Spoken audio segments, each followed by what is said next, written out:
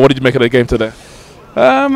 It was patchy. It wasn't convincing, I don't think, by any means, but it was a reasonable performance. 3 points is 3 points at the end of the day. Yeah. Obviously, it's 3 points towards what target? Where do you think Leicester should be aiming to finish this season under Poole?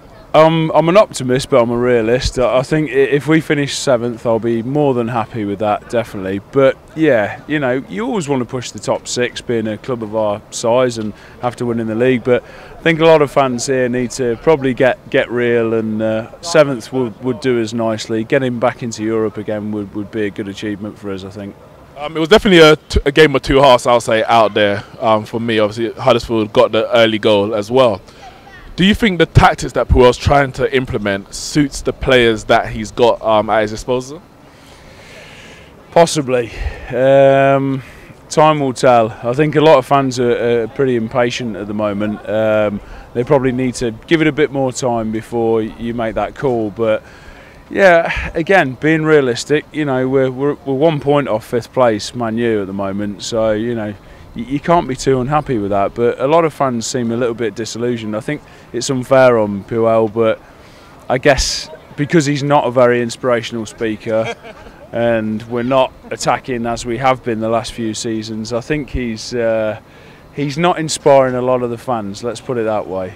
Well, in terms of attack, obviously you had both Vardy and Iheanacho on the pitch today. It must have been, well, a blessing to see 2 strikers on the pitch at the same time, because he hasn't always done it. As a matter of fact, Iheanacho was dropped for a game where Vardy was suspended.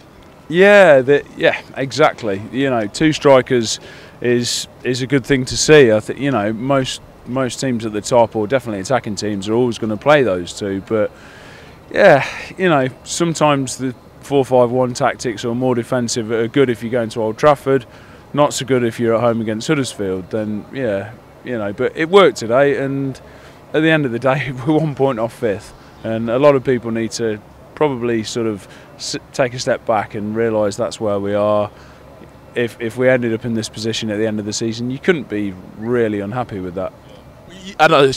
I agree, but Southampton probably had their highest finish, I think it was, under Puel, and they still got rid of him. The fans still weren't happy with the style of play. And I know a lot of talk today to talk about Manchester United, where results may be okay, but because the style of play isn't what the fans want, there's a lot of pressure on the manager to deliver that.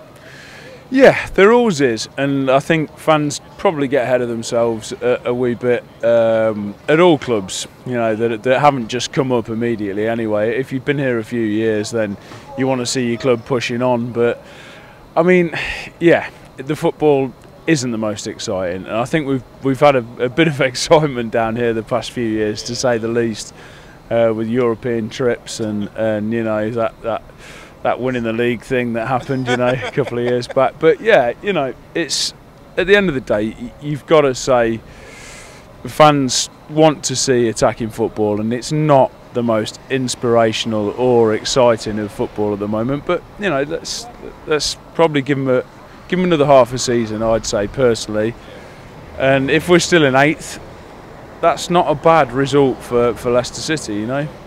3-1 here to Leicester at the King Power Stadium. A much needed 3 points for Claude Puel, who has been under pressure this season. But Wagner and Huddersfield yet to get a win in the league this season. They were favourites to go down at the beginning, and it's looking much like that now. Is he going to get sacked at some point? Maybe, maybe not. Check out all our other fan cams here, and I'll see you soon.